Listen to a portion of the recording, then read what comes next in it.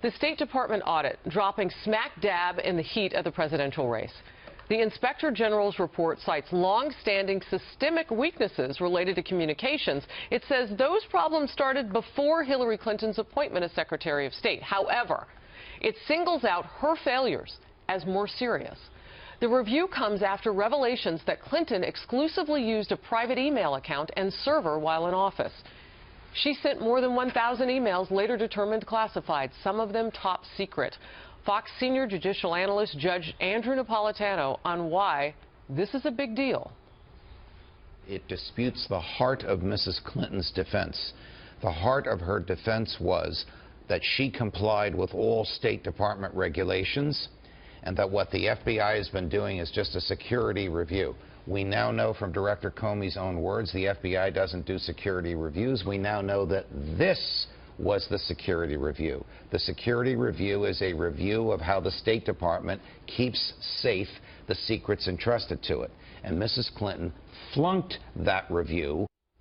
The judge also goes on to say Clinton, quote, knowingly and willfully violated her own State Department requirements on record keeping. So I come to you first, Gary, on this because of your history with her. Who is she surrounding herself with likely today? And I mean, are these people sycophants? Are they telling her that this doesn't matter? And so what do you think the messaging is like behind the scenes? Well, they know that it matters. And I think what they're trying to tell her is we always get through these things. We always find a way to get around them. We always find a way to... anyone who has spent time with the Clintons know that there is a culture of we are smarter, we are more sophisticated, and we will find ways to get around. And so I don't think there's panic. I think there is... the methodology will be, what do we do next? We're going to win here. And maybe they won't win, but that's going to be the mindset of how they will think about this right now. Is this a divot? I mean, when you say that, I hear she's slithering out of it, like she's trying at any time.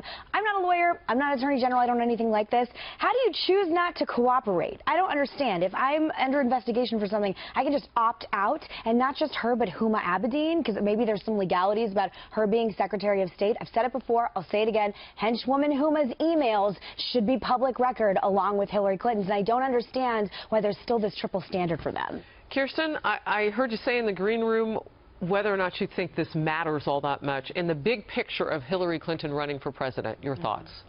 Well, I think it doesn't matter among people who are Democratic voters who, certainly we saw among Democratic primary voters, it was a total non-issue. And so that is sort of baked into the cake for a lot of Democratic voters. Now, it could make a difference with independent voters or people, you know, who are sort of on the fence.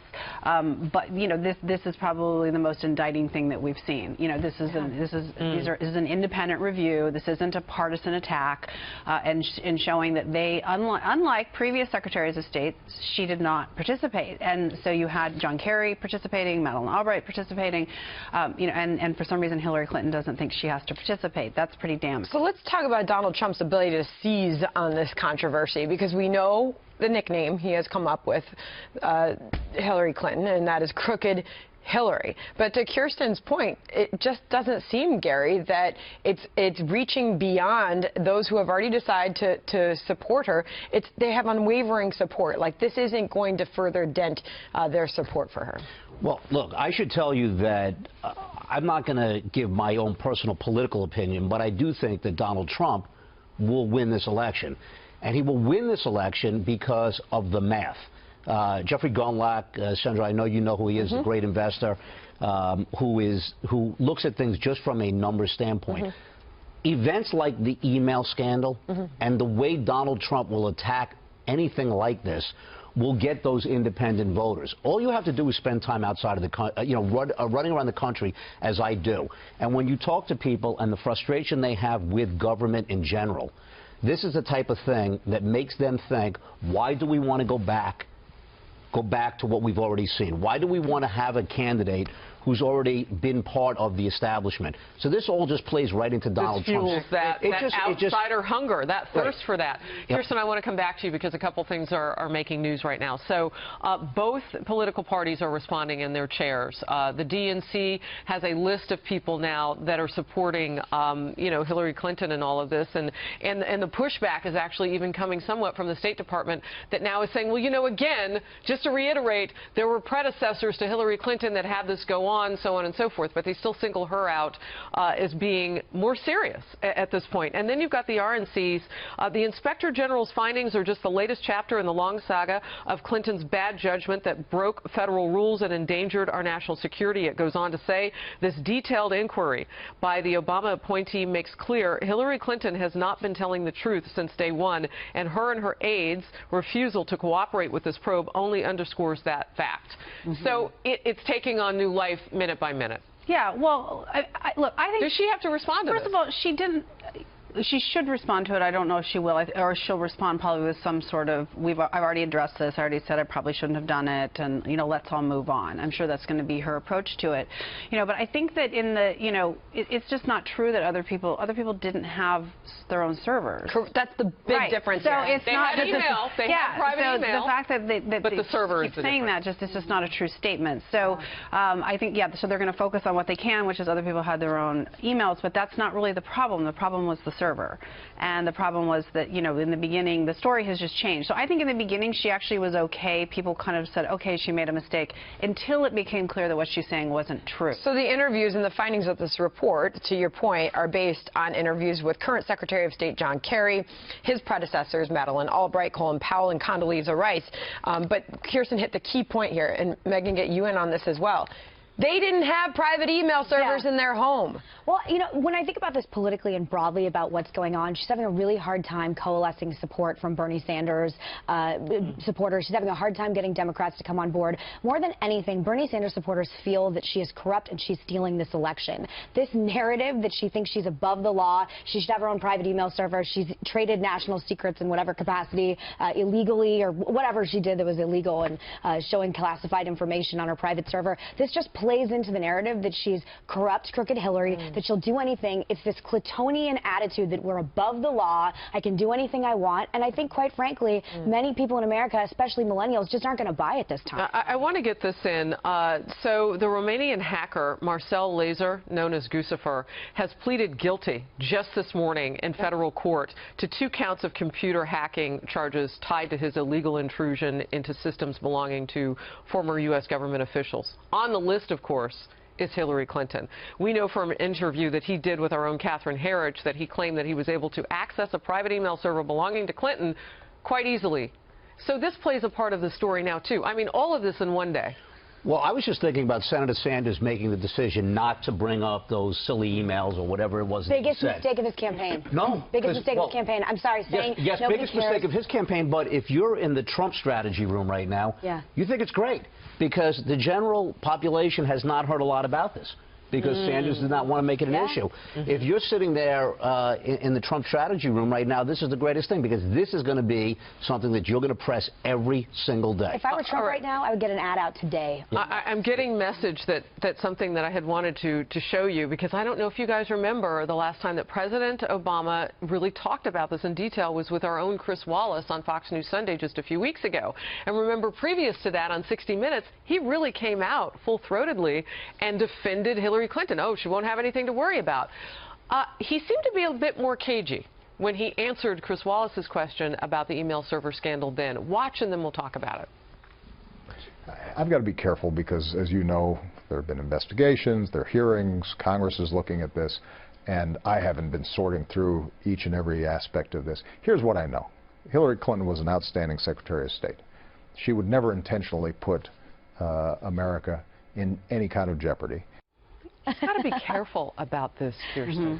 Why? Yeah, well, because of they probably don't know what's coming down the pike, something like this IG report. But the intentional thing is, that was the key word, wasn't it? Interesting, because it's that not. Was the key word. It's not just. It may be true that she didn't intentionally do it, but she may have negligently done it, right? I mean, which in some ways is worse, because that intimates she doesn't know how to do her job. So it's both scenarios are bad, right? Either she, intentionally did it, just said, screw it, I don't care, I'm just going to put our security at risk, or she didn't stop long enough to think about how this might be a problem. I want to challenge you on something, though, because you come from the Wall Street world. You are Mr. Wall Street. We're only 10 minutes into the show. I come from that world. But a lot of Hillary Clinton's support and funding comes from Wall Street. Correct. And when I sit down with these major Wall Street bigwigs and these major investors, many of them support Hillary Clinton unwavering support for Hillary Clinton, and I challenge them. How do you answer to this controversy? How do you answer to what could be Well, they don't answer. Let me tell you how it really works, okay? You want to know how it really works? Please. Some of these people that are donating to the campaign. In 2007, when I was at Neuberger Berman, which was at the time owned by Lehman Brothers, after the acquisition in 2003, my phone rang one day in 2007, and the number 2 at Lehman Brothers called me. Very rarely calls me. Picked up. I said, "What can I do for you?" He said, "We're going to have a dinner tonight over at the Russian Tea Room for Hillary Clinton. I need you to be there, and I need you to write a check." Okay? That's how it really works, okay? Many of these people on Wall Street that are donating to the campaign aren't donating because they believe in it or they want to believe in it. It is part of what the business is. These firms have for years supported candidates, and if you are a senior executive at the firm, you're not going to be terminated if you don't make a contribution, but you're certainly going to think twice about saying no. All right, so you see me looking down, and I don't mean to be rude. This is just breaking now. Oh, no, I know. I do covering breaking news. Sandra says she's used to it. All right, so Chairman of the House Oversight Committee, Jason Chaffetz, who's been in your lucky seat a couple of times, is now issued a statement on all of this. Longstanding weaknesses with the preservation of federal email records clearly exist within the Office of the Secretary of State. Over time, those weaknesses may have been exploited by department officials for self-serving purposes. And it goes on to just talk about the State Department should immediately undertake the Inspector General's recommendations to ensure both proper compliance with Federal Records Act and adoption of a far more robust cybersecurity protocol. The part about Hillary Clinton, we want to know from him as the Oversight Chairman, we'll be able to get. He's going to join us live in just a few minutes, and we're going to ask Representative Chaffetz all about this and how this is playing out right now inside the Beltway on Capitol Hill. Kirsten, you said something very critical. And you and I have talked about this issue with the email server so many times, but I hear a difference in your tone today. It isn't that this may damage her in the short term politically. It's what it overall means about what we're looking at in terms of this former Secretary of State. Yeah, but how is that different than what do you think is different in my tone? I mean, I do think it's different if you have an independent review, coming out and saying, and this isn't part and this is the Obama administration after all. I mean, it's not, this isn't some sort of partisan witch hunt. It's not a congressional hearing. And so I think that, and I think it's pretty damning that they didn't cooperate.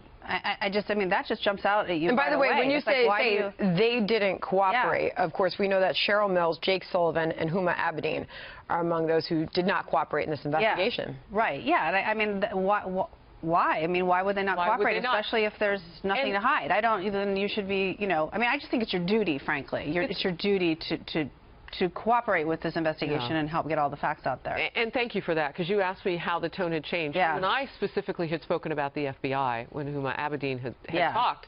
But now you're saying no. This is 2 now. This is an independent review, and we still don't know what the FBI has. I mean, at least now we know a little bit about what State has.